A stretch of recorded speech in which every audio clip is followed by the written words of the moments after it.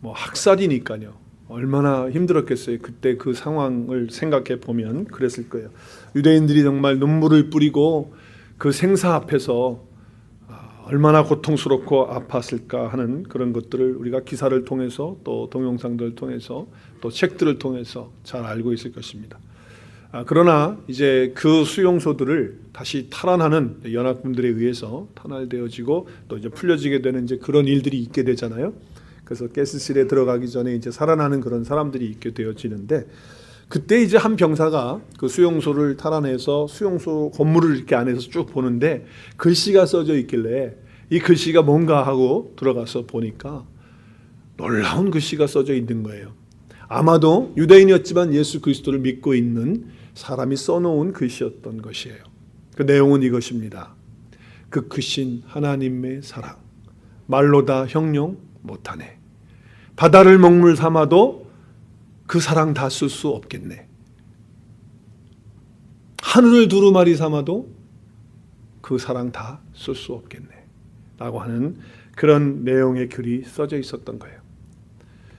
하나님의 사랑, 아니 그 저주 같은 수용소 안에서 무슨 하나님의 사랑이 있다는 거예요. 여러분 같으면 그런 상황 속에서 하나님의 사랑에 대해서 그렇게 쓸 수 있을까요? 그런데 그 가운데서 그렇게 학살을 당하면서 죽음을 코앞에 놓고 있으면서도 하나님의 사랑에 대해서 기록을 했다라고 하는 것이죠. 이것이 바로 하나님과 함께하는 사람의 어떤 증거가 아닐까 이렇게 생각이 되어집니다. 또 그 병사가 쭉 살펴보는데 또 저쪽 구석에 조그만하게 글씨가 또 한 구절이 써져 있는 것을 발견하게 됩니다. 그래서 가서 보니까 이렇게 써져 있습니다. 하나님은 여기에 계십니다. 라고 이렇게 써져 있는 거예요. 아니 이렇게 학살을 당하고 이렇게 고통을 당하고 이렇게 죽음을 당하고 있는 이 현장 앞에 하나님이 여기 계시다고 그렇게 기록되어져 있는 것을 보게 된 것이죠. 우리가 예수 그리스도를 믿게 되면 고통이 없어진다, 아픔이 없어진다, 또 어떤 상황 속에서도 고난은 다 사라지고 우리의 것이 아니다라고 성경은 그렇게 말하고 있지 않습니다. 여러분이 예수 그리스도를 믿으면 물론 하나님께서 해결해 주시는 많은 것들이 있습니다. 하나님이 역사하시는 것들이 있습니다. 그러나 여러분 환상에서 깨십시오. 내가 예수 그리스도를 믿어도, 그리스도가 내 안에 있어도 고난이 있을 수 있고 어려움이 있을 수 있고 정말 수용소 같은 그런 아픔이 있을 수 있습니다. 다윗은 하나님을 잘 섬기는 하나님의 사람이었습니다. 하나님과 함께하는 사람이었습니다. 그럼에도 불구하고 그는 그의 시편의 그 고백에서 뭐라고 합니까? 여호와는 나의 목자신데 부족함이 없다고 말하면서 뭐라고 얘기하죠? 내가 사망의 음침한 골짜기를 다닐지라도 해를 두려워하지 않을 것은 주께서 나와 함께 하심이라. 다윗은 하나님을 목자로 삼고 살아가는 사람이었지만 정말 그의 삶의 현장에는 사망의 음침한 골짜기를 가는 그런 삶의 여정이 있었다는 거예요. 그럼에도 불구하고 주께서 함께 하신다고 고백을 하고 있습니다. 할렐루야. 이민 생활 우리가 하면서 여러 가지 오는 많은 아픔들이 있습니다. 정말 문화가 다르고 언어가 다르고 또 우리가 살아왔던 그런 것과 다른 것 아닙니까? 뭐 우리가 20년, 30년을 살아도 그렇게 느껴지는 때가 참 많이 있어요. 좀 다르다. 많이 살았음에도 불구하고 그럴 때가 있습니다. 그래서 마음적으로 좀 쇠약해질 수도 있고 또 뭔가가 마음에 절망스럽고 낙심스러운 것들이 있게 되고 그래서 가정이 불화하게 되고 부부간에 서로 갈등하게 되고 또 특별히 우리가 하나님을 믿고 하나님을 섬긴다고 하면서도 영적으로 곤비하고 뭔가 부족하고 채워지지 못하는 그런 것들을 보면서 힘이 빠지고 위축되어지는 그런 상황이 우리 삶의 현장에 있지 않느냐 그 말이에요. 직장 생활하면서 사업을 하면서 정말 우리가 그런 것을 느끼지 않을 수가 없는 것입니다.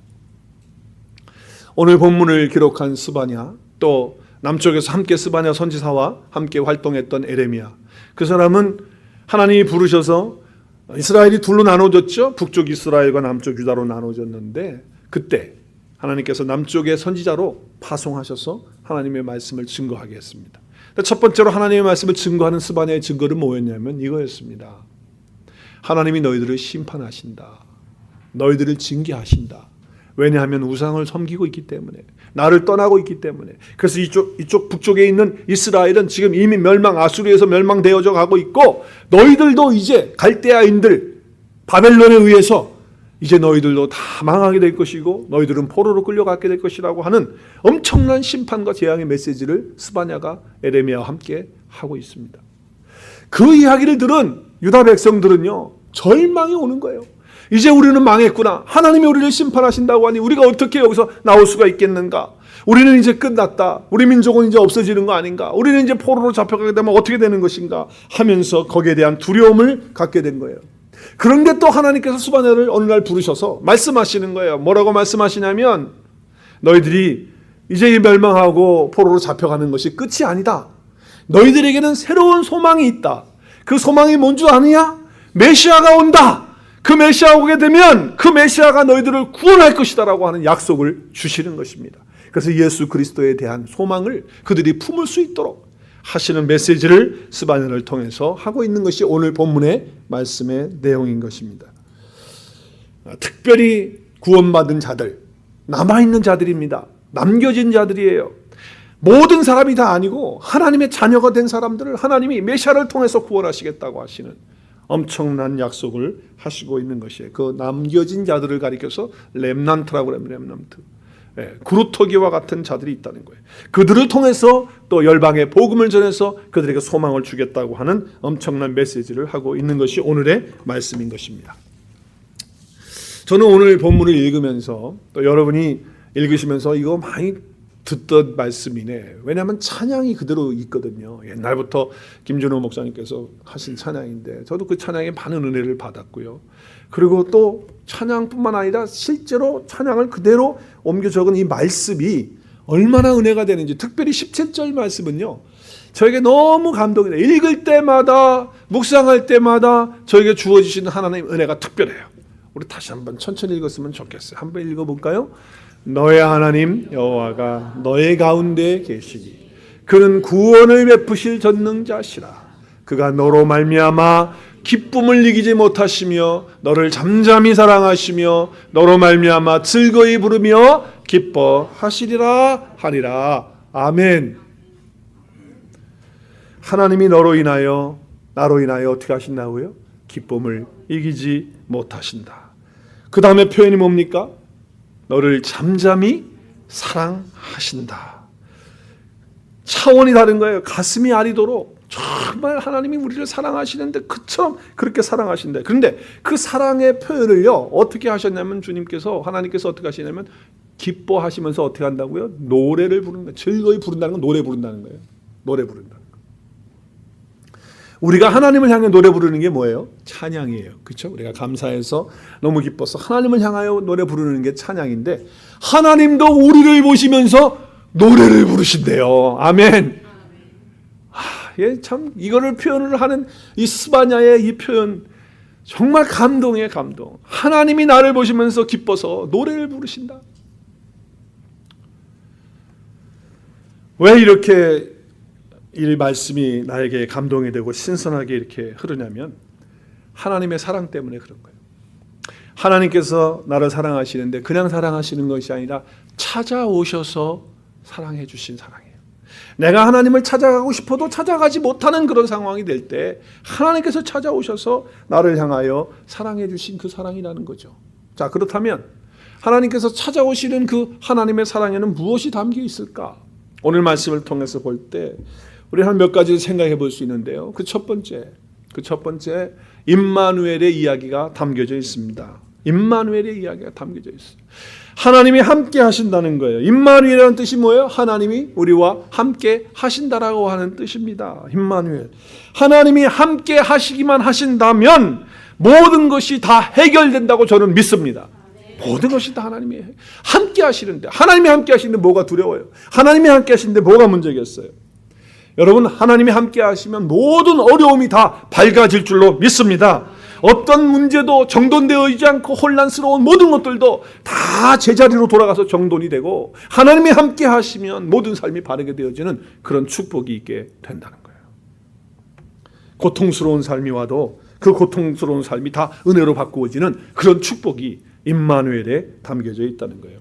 그러니까 우리의 삶이 안 바뀌고 또 힘들었던 것 그냥 그대로 있다 할지라도, 또 문제가 그대로 있다 할지라도, 하나님이 문제를 풀어주시면 또 너무 감사하지만 그냥 그대로 있다 할지라도 그 가운데서 뭐가 올라오느냐? 임마누엘이 있는 사람은 기쁨이 올라오고 소망이 올라오고 감사가 올라오는 거예요.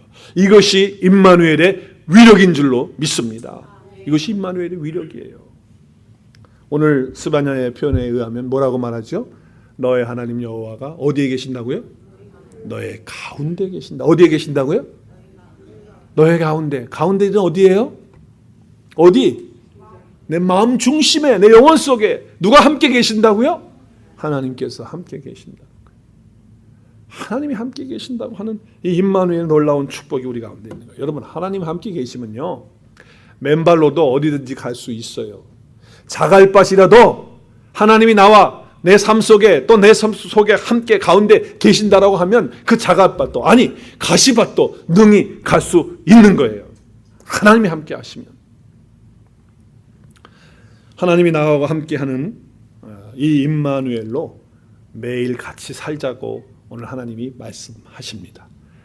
스바냐가 남쪽에 살고 있는 유다 백성들에게만 말씀하시는 것이 아니고 오늘 이 아침에 예배드리시는 저와 여러분 모두에게 하나님이 나하고 이렇게 함께 임마누엘로 살자고 말씀하시는 음성을 들으실 수 있기를 바랍니다. 신학에서 하나님을 어떻게 생각하느냐라고 말할 때 소위 실천적 무신론자라는 것이 있어요. 실천적 무신론자. 이건 뭐냐면 그들은 하나님이 계시다라고 하는 것을 관념적으로는, 생각으로는 다 알고 믿어요. 그런데 하나님을 믿는다고 하면서, 하나님이 계시다고 하면서 삶에는 하나님이 있는지 없는지 하면서 살아가는 거예요. 다시 한번 얘기하면 이거예요. 하나님을 믿는다고 하면서 하나님 없이 살아가는 삶의 모습이에요. 하나님 살아계시대요. 누가 물어보면 하나님 살아계시죠? 예, 하나님 살아계십니다. 그거 어떻게 알아요? 저는 믿습니다. 그런데 실제적으로 교회 와서는 큰 소리치고 뭐 찬양하고 성경 공부할 때 하나님 믿는다고 그러고 하나님 뭐 살아계시다고 이렇게 얘기하고 고백하는데 실제 교회를 나가서 삶에 딱 들어가면 하나님이 진짜 살아계신 건 맞는지 잘 모르겠다 그 말이에요. 헷갈린다 그 말이죠. 그것이 바로 실천적 무신론자들이라는 거예요. 우리 교회 안에는 그런 자들이 하나도 없는 줄로 믿습니다. 소리가 약하네요. 우리 교회는 그런 분들이 한 분도 없는 줄로 저는 확신합니다. 아멘. 하나님이 살아계신 것이 분명하다면, 내가 그것을 확실하게 믿고 있다면, 나의 삶의 현장에서 하나님의 살아계시는, 나와 가운데 함께 계시는 그런 증거가 내 삶 속에 매일매일 나타나야 돼. 그것이 임마누엘의 역사라는 거예요. 임마누엘의 역사. 임마누엘은 오늘이 교회 예배당 안에만 임마누엘이 아니고 내 가정에서, 내 직장에서, 내 사업터에서, 심지어는 화장실에서도 하나님의 임마누엘의 역사가 있다는 거예요. 로렌스 형제가 쓰신 책이 있어요. 저는 이 책을 오래전에 읽었는데요. 자주 읽습니다. 자주 읽어 몇 번을 읽었는데 얇은 책입니다. 근데 그 책에 보면 그 책 제목이 하나님의 임재 연습입니다. 근데 이분은 어떤 분이냐면은 수도원에서 수도사들과 또 함께하는 거기 있는 사람들을 식생활을 책임지는 주방에서 일하는 그런 사람이었어요.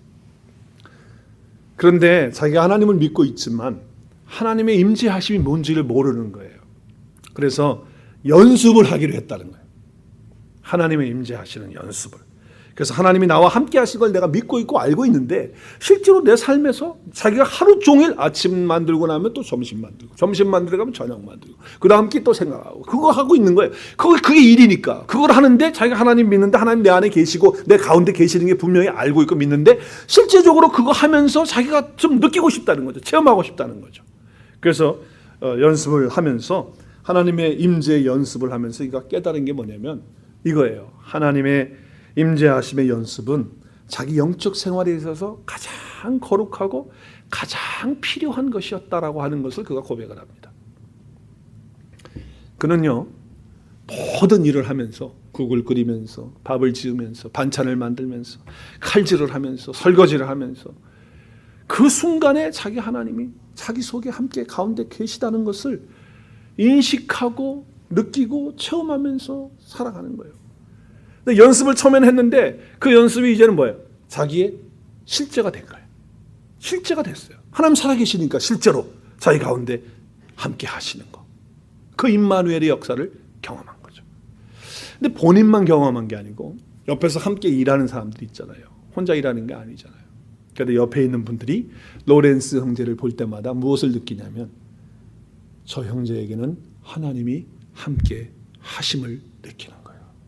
자기만 느끼고 체험하는 게 아니고 옆에 있는 사람이 똑같이 느끼는 임마누엘의 그런 역사를 보게 되는 거죠. 그래서 이제 그 책에 하나님의 임재하심에 대한 그런 부분들을 계속 기록하고 있고 이제 그런 내용들을 쓰고 있어요. 그래서 자기가 주방에서 일어나는 모든 일들에 대해서 실제로 이제 기록하고 있습니다. 로렌스 형제에게만 하나님이 임재하시죠.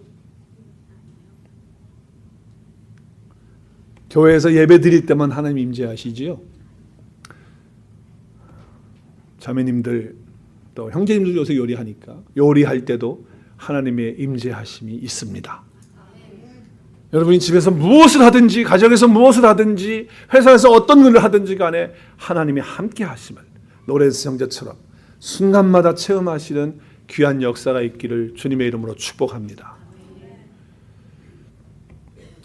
임마누엘로 함께 살자고 하시는 그런 하나님하고 로렌스 형제하고 매 순간 그렇게 살았던 것처럼 오늘도 똑같이 하나님이 말씀하십니다. 나하고 같이 임마누엘로 살자고 말씀하시는 거예요.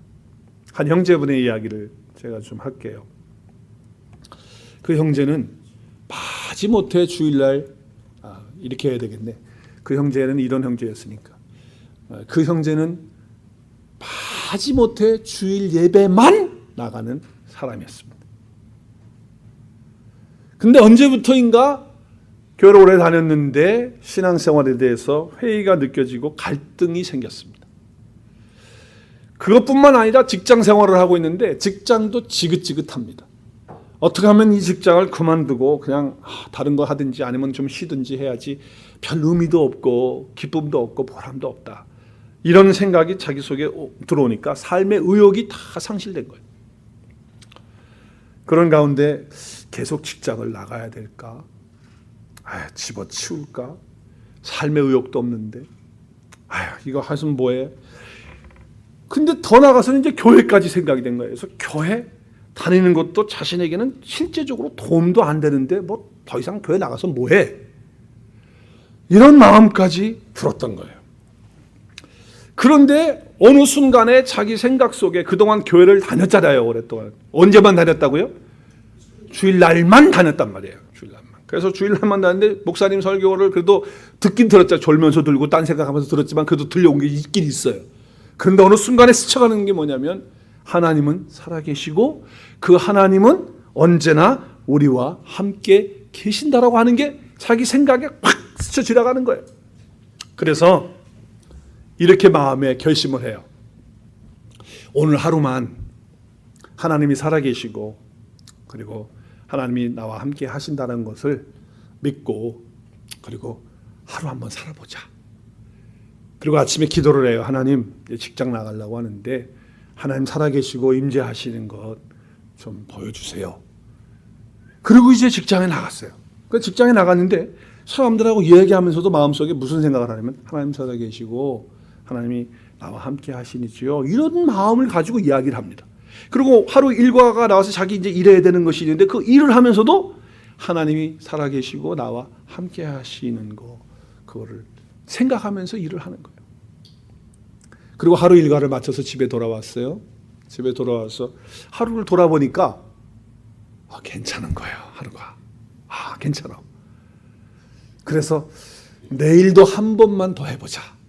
이건 어쩌다가 일어날 일일 수 있으니까 한 번 더 해보자. 그래서 마음에 결심한 대로 아침에 기도해요. 주님 오늘도 도와주세요. 주님 살아계시고 주님이 나와 함께 하신다는 것을 보여주세요. 그리고 하나님 생각하면서 살겠습니다.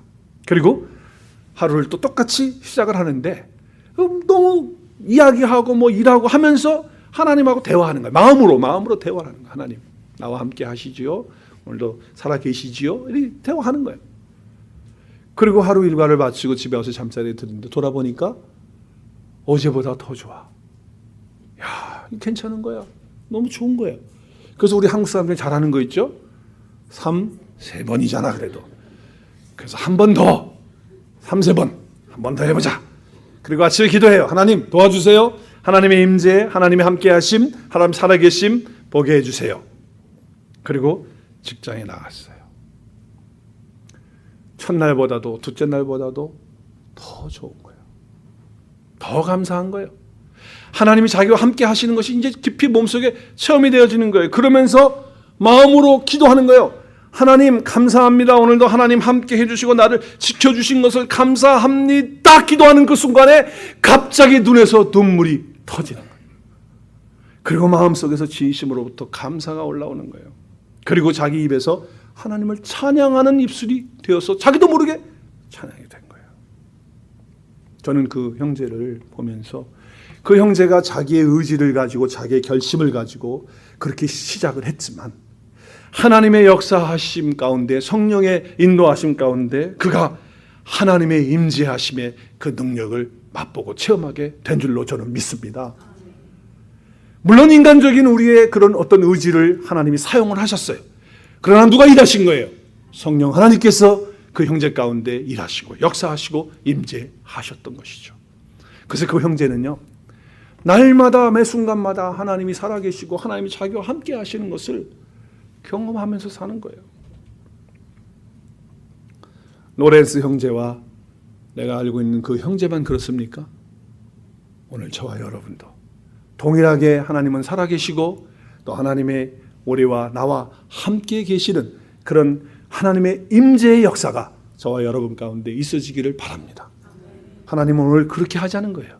임마누엘로 나와 함께 그렇게 살자고 하나님 지금 말씀하시는 거예요. 하나님은 그 형제의 직장을 바꾸기 전에 그 형제를 먼저 바꾸셨어요. 뭘 통해서? 하나님의 임재하심을 통해서.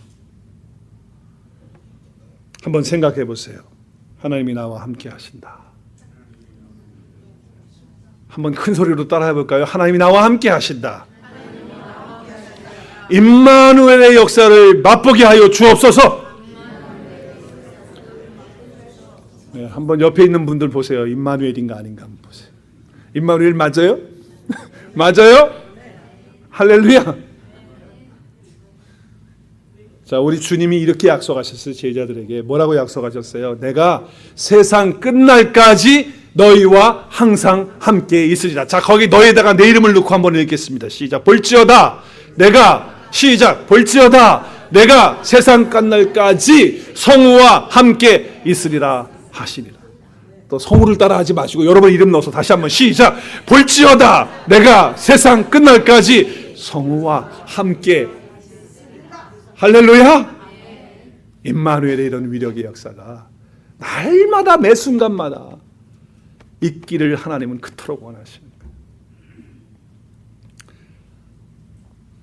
우리 이사야서를 통해서 구약에도 약속, 신약에서 예수님만 약속하신 것이 아니고 구약에서도 하나님이 약속하셨어요. 우리 큰 소리로 같이 한번 선포하는 말씀 했으면 좋겠습니다. 시작. 두려워하지 말라. 내가 너와 함께함이라. 놀라지 말라. 나는 내 하나님이 됨이라. 내가 너를 굳세게 하리라. 참으로 내가 너를 도와주리라. 나의 의로운 오른손으로 너를 붙들리라. 누구의 약속입니까? 하나님의 약속이십니다. 약속 이루셔야 안 이루셔야? 하나님은 이루세요. 근데 왜 만 못 보지요? 왜 그런데 우리가 체험 못하죠? 왜 하나님의 임재하심을 왜 우리가 경험하지 못하는 거예요? 이유가 뭐예요? 두려움이 엄습할 때, 때로는 고독할 때, 때로는 쓸쓸하고 외로울 때, 정말 때로는 모든 거 다 내려놓고 팽개치고 싶을 때, 또 나의 어떤 삶의 유혹이 올 때마다 기도하시고 찬양하시고 하나님을 향하여 손을 들고 노래하십시오. 하나님 나와 함께 하시죠. 하나님 살아계시죠. 선포하시면서 하나님의 말씀 안에서 다시 한번 임마누엘의 그런 하나님의 자녀되는 축복을 경험하실 수 있기를 바랍니다. 오늘 두 번째로 하나님의 사랑 안에는 그 우리를 찾아오시는 하나님의 사랑 안에는 뭐가 있냐면 두 번째 말씀에 보면 오늘 말씀에 기가 막힌 용서와 자유의 의미가 담겨져 있습니다. 왜냐하면요, 여러분, 그 우리의 삶에 보면 오늘 이 말씀을 통해서 볼 때 하나님이 왜 찾아오십니까? 왜 하나님 우리를 찾아오시죠? 인간이 찾아갈 수 없기 때문에.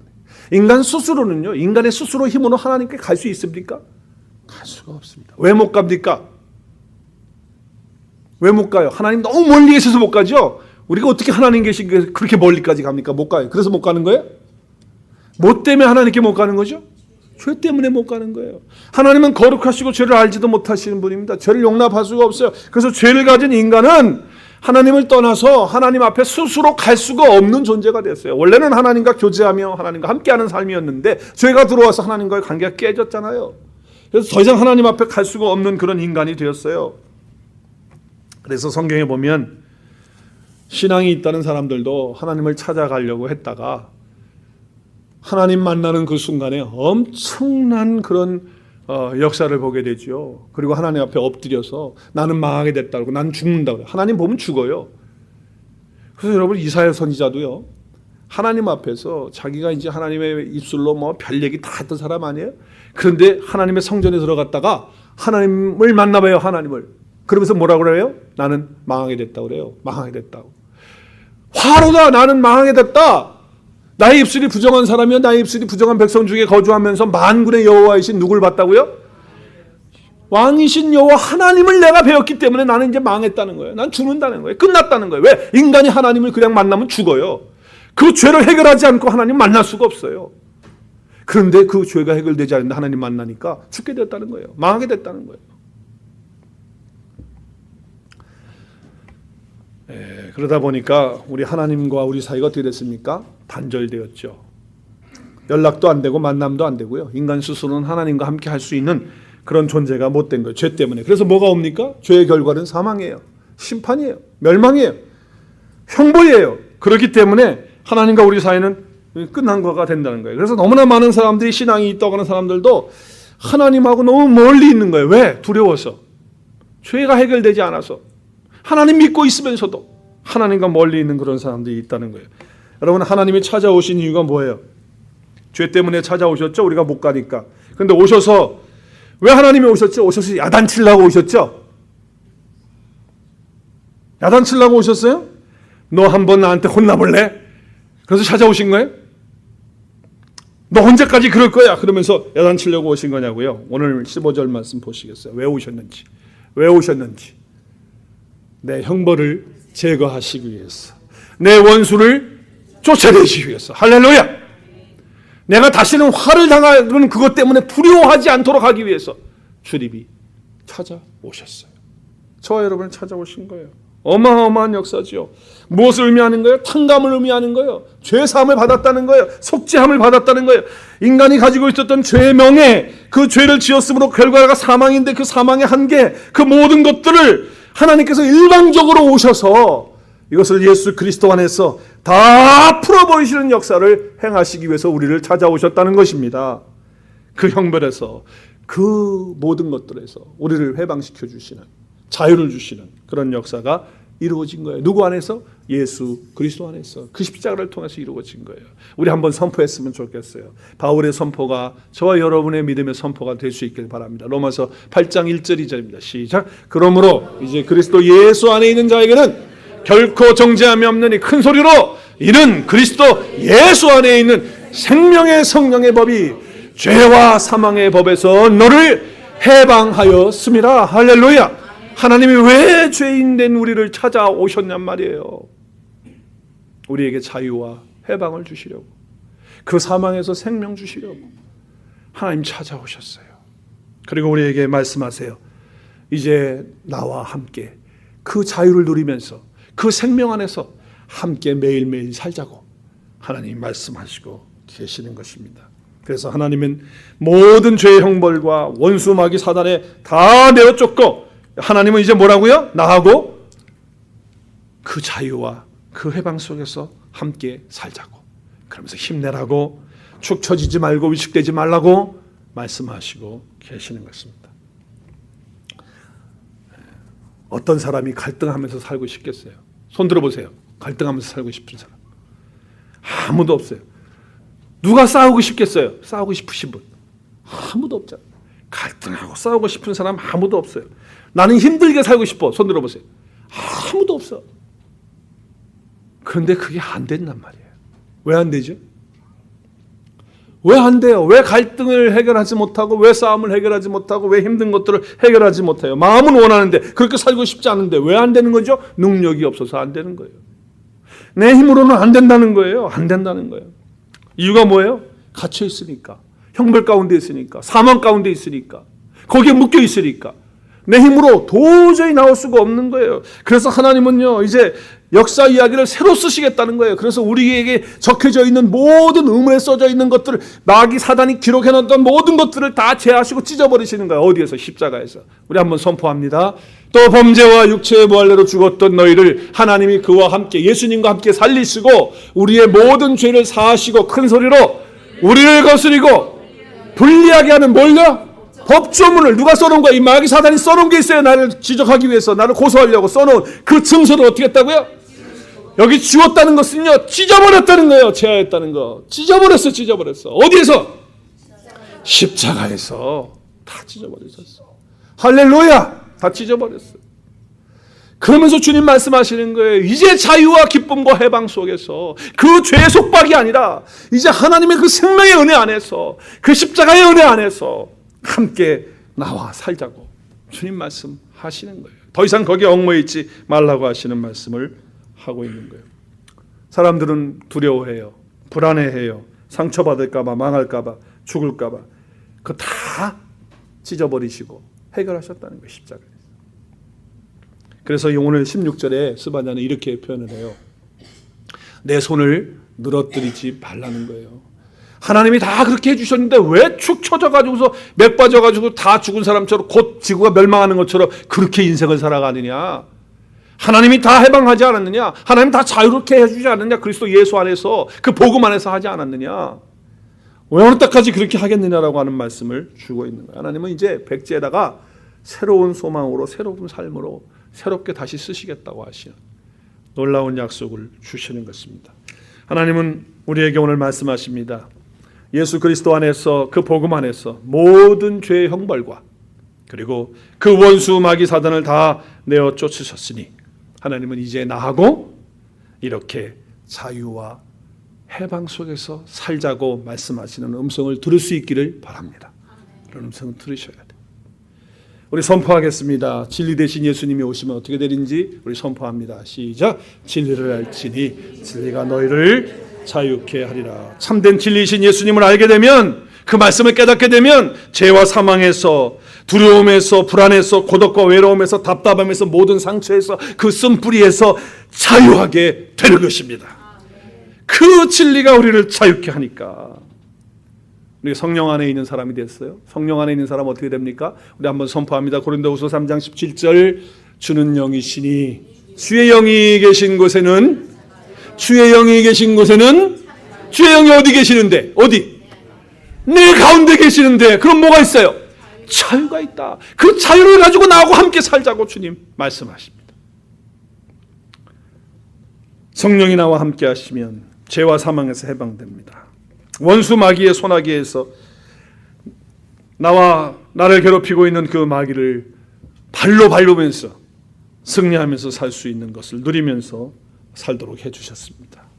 오늘 이렇게 하나님하고 함께 살자고 이 아침 말씀하시는 음성을 들으셔야 됩니다. 자, 세 번째로 하나님께서 우리에게 사랑으로 찾아오시는 그 이유가 뭘까요? 거기에는 뭐가 담겨 있을까요? 거기에는 놀랍고 감동적인 하나님의 교제의 마음과 약속이 담겨져 있어요. 하나님은 우리와 교제하기를 원해요. 사랑의 교제, 감동적인 교제를 하자고 하시는, 그래서 하나님이 주시는 약속을, 축복을 우리에게 주시겠다고 하시는 말씀을 하고 있는 것입니다. 자, 그가 너로 말미암아 뭐예요? 기쁨을 이기지 못하신다. 구원을 베풀어 주실 뿐 아니라 기쁨을 이기지 못하시는 우리를 보면서 잠잠히 사랑하시는 거예요. 즐거이 부르시는 거예요. 그리고 기뻐하시는 거예요. 어마어마한 얘기죠. 우리가 사람들과의 관계에서도 보면 다 좋은 사람 같은데 서로가 너무 몰라가지고서 오해할 때가 많아요. 그리고 답답할 때가 있죠. 상처받고 그러는 거예요. 그런데 심각한 것은 하나님과 나와의 관계에도 그럴 수 있다는 거예요. 그때가 많다는 거예요. 그럴 때가. 우리는 하나님에 대해서 너무나도 많은 오해를 한 적이 있어요. 그래서 어떻게 오해해요? 여러분, 오해하는 게 뭐예요? 하나님은 무서운 하나님, 하나님은 멀리 계시는 하나님, 하나님은 김지사는 사랑하는데 나는 안 사랑하는 하나님. 여러분, 그 오해하잖아. 오해 많이 하잖아. 힘든 일 당할 때마다 그걸 오해 안 해. 하나님에 대해서 오해하잖아요. 여러분, 하나님은 그런 분 아니에요. 한번 따라하겠습니다. 하나님은 따뜻하신 분이십니다. 믿으세요? 따뜻하신 분이세요. 오늘 말씀 보세요. 우리와 함께 사랑의 교제를 나누기를 따뜻한 그런 분이시라는 것을 알 수가 있다는 거예요. 그래서 그것을 사랑으로 표현하고 있다고 하는 것이죠. 이런 사랑을 체험하면서 나하고 같이 살자고 주님은 말씀하시는 거예요. 얼마 전에 어느 분께서 저에게 책 한 권을 선물을 해주셨어요. 그런데 그분은 제가 개인적으로 아는 분은 아닌데 그분의 책을 한번 읽어봤기 때문에 아는 분인데 잔느 귀용의 책이었습니다. 순전한 사랑이라고 하는 제목의 책을 선물로 받았는데 저는 개인적으로 그 잔느 귀용의 예수 그리스도를 깊이 체험하기라고 하는 그런 책이 있었어요. 그래서 그 책을 사실 오래전에 읽으면서 너무 은혜를 받고 또 감명도 받고 도전을 받아서 작년에도 한 번 또 읽었어요. 작년에 읽을 때는 막 빨간 줄 쳐가면서 제가 읽었어요. 너무 은혜가 돼가지고 도전을 받고 읽었는데 그분의 저서 새로 나온 책, 제가 없는 책을인데 그 순전한 사랑이라고 하는 이 책을 선물로 주셨어요. 그래서 제가 읽고 있는데 한마디로 이 잔느 귀용이라고 하는 분은 삶의 매 순간마다 하나님의 깊은 임재를 체험한 신실한 그리스도인이고 자매입니다. 여자분이에요. 근데 이분은 1648년에 출생을 했어요. 그래서 프랑스의 아주 부요한 가정 가운데 살았고요. 그때 루이 14세가 다스리던 그들 때인데 정말 신실한 가정 가운데 또 아버지가 신앙이 좋은 그런 집에서 출생을 했어요. 그래서 아버지의 사랑을 많이 받았는데 조금 마음 아픈 거는 뭐냐면 어머니가 그 딸을 사랑해주고 좀 돌보고 그 당시는 다 어머니가 그렇게 하는 거 아니겠어요? 그때 당시는 다 어머니가 요즘도 그렇지만은 그래서 키우는데 어머니가 너무 사교적이고 그리고 그 어머니가 또 자선 사업이니 바깥에 막 이런 거 하는 거 막 설치고 다니는 거 있잖아요. 그런 걸 해가지고 결국은 이 잔느 귀용이 어머니의 사랑을 못 받아요. 그래서 어머니에게 상처를 많이 받고 아픔을 갖게 됩니다. 그런데 워낙 외모가 아주 빼어납니다. 아주 뛰어나요. 그러다 보니까 문남성들이 줄을 서는 거예요. 또 여자는 이쁘고 봐야 되나 봐. 그래서 줄을 서는데 집에서 반대를 하니까 결혼을 못하고 성사를 못해요. 그런데 16세 때에 갑자기 자기보다 22살이 많은 남자하고 결혼을 하라고 집에서 그 당시는 하라고 하면 하는 거예요. 그래서 얼굴도 못 보고 시집을 간 거예요. 옛날에 그러지 않았나요? 우리 한국도? 네. 그런데 그렇게 시집을 가서 사는데 남편이 나이가 차이가 많이 나니까 힘들었기도 했지만 그 남편이 얼마 안 가서 병에 걸려요. 그래서 그 병수반하죠. 또 그 당시에 프랑스 사회도 그랬던 모양이에요. 시집을 갔는데 그 시집에서 그렇게 며느리 구박살이를 한 거예요. 그래서 너무 거기서 상처를 받고 힘든 그런 상황 가운데 있었어요. 그러다가 남편이 죽게 돼요. 28살에 남편이 죽어서 과부가 됩니다. 그런데 재혼하지 않아요. 그리고 혼자서 살면서 주님과 함께하는 그런 삶을 살겠다고 서원하면서 이제 음성을 듣는데 스위스 제나바로 가라 그래서 제나바에 갔는데 그때부터 더 큰 어려움과 환란이 자기 삶에 닥쳐오게 됩니다. 오해도 받고 비난도 받고 이루 말할 수 없는 아픔을 받는데 근데 그 동안에 하나님께서 엄청난 은혜를 주셔서 예수 그리스도를 통한 하나님의 그런 깊은 그런 은혜 속에 들어가게 돼요. 그분이. 그래서 얼마나 많은 하나님 앞에 잃어버려진 영혼들을 주님 앞으로 인도하는 그런 역사를 그를 통해서 하게 해주는 것을 봅니다. 그가 말했던 것은 이거예요. 예수 그리스도만이 또 예수 그리스도만을 믿을 때 우리는 의롭게 된다. 다른 것으로는 의롭다 함을 얻을 수 없다. 예수 그리스도만이 우리를 의롭게 하시는 분이시다. 그리고 우리가 하나님께 직접 나갈 수 있는데 예수 그리스도의 이름을 가지고 우리는 하나님께 직접 나갈 수 있다. 그랬더니 캐톨릭에서 그때 캐톨릭이 다 장악을 하고 있습니다. 그 캐톨릭에서 핍박을 합니다. 그리고 이제 이단 그런 걸로 정죄를 해가지고 감옥에다가 넣어요. 그래서 8년 동안 감옥살이를 하게 됩니다. 그 감옥 안에서도 하나님이 주시는 놀라운 은혜들이 있고요. 그리고 출감에서도 그가 정말 복음 안에서 그 잃어버려진 사람들, 길을 잃고 방황하는 자들을 다 주님 앞으로 인도하는, 그래서 예수 그리스도만이 구원의 길이라는 것을 선포하면서 또 하나님과의 깊은 교제 속에서 살아가는 그런 귀한 자매님의 삶을 책을 통해서 보게 됩니다. 근데 그녀의 책 이 순전한 사랑에서 이런 고백을 해요. 제가 좀 몇 구절 읽어드릴게요. 가끔 모든 만물이 힘을 모아 나를 대적하고 있다는 생각이 들었다. 과거의 죄와 고달픈 삶의 무게에 짓눌렸다.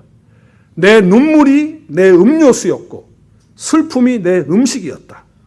나 자신을 보면 하나님께서 나를 사용하시라는 그런 생각은 전혀 할 수가 없다. 그러나 놀라운 것은 연약할수록 오히려 그분이 쓰시기에 알맞게 되고 있다라고 하는 것이다. 기도하기를 시작하면 몇 시간이 지나도 몇 분처럼 느껴지고 오직 기쁨에 사로잡혀 기도했다. 이것은 머리로 하는 기도가 아니라 내 마음에는 오직 예수 그리스도만 존재할 뿐이다. 주님만 더 깊이 사랑할수록 다른 모든 것은 다 사라져 갔다. 지난날 내 영혼 속에 일어났던 일이 모두 성경 안에 있음을 깨닫고 자기는 감탄했다. 세례 요한은 물로 세례를 주었지만 말씀은 성령으로 나에게 세례를 준다. 이렇게 성령 안에서, 말씀 안에서 하나님의 사랑을 깊이 체험하면서 다른 거는 다 지나가고 다 떠나가고 오직 예수 그리스도 한 분만이 자기에게 남겨지는 것을 통해서 하나님과 깊은 교제, 주님과의 깊은 사랑을 나누는 그런 귀한 자매님의 삶을 보면서 또 은혜를 받고 저 도전을 받습니다. 이렇게 하나님과 순전한 사랑 안에서 평생 살다가 하나님의 나라에 가신 그 장르 귀영처럼 오늘도 하나님은 저와 여러분에게 그렇게 교제하며 살기를 원하시고 계십니다. 오늘 하나님께서 말씀하십니다. 이제 우리들도 이렇게 함께 살자고, 우리들도 함께 이렇게 살자고. 스바냐의 표현대로 하면 뭐예요? 기쁨을 이기지 못하시는 분. 그래서 잠잠히 우리를 사랑하시는 그 하나님 앞에 내가 교제하는 거예요. 여러분, 여기 잠잠히 사랑한다라고 하는 것은요, 킹 제임스 버전에 보니까 이렇게 되어 있어요. 그가 자신의 사랑 안에서 안식할 것이다. 또 RSV에 보니까 그가 자기의 사랑 안에서 너를 새롭게 하실 것이다. 이렇게 얘기했어요. 그럼 이걸 다시 얘기하면 이거예요. 하나님은 나로 인해서 즐거워하시며 기뻐하실 뿐만 아니라 하나님이 나 때문에 뭘 하신다고요? 안식하시면서 그 사랑 안에서 나를 어떻게 하신다고요? 새롭게 하신다라고 하는 그런 말씀이 되어지는 것이요. 여러분 힘내세요. 하나님 우리에게 구원 베풀어 주시는 분이십니다. 나를 보시면서 기뻐하시고요. 나 때문에 안식하시면서 정말 그렇게 편해요. 근데 이거 히브리어 원문을 보니까 이렇게 되어 있어요. 잠잠이가 뭐라고 하냐면 하라신데 이게 무슨 뜻이에요?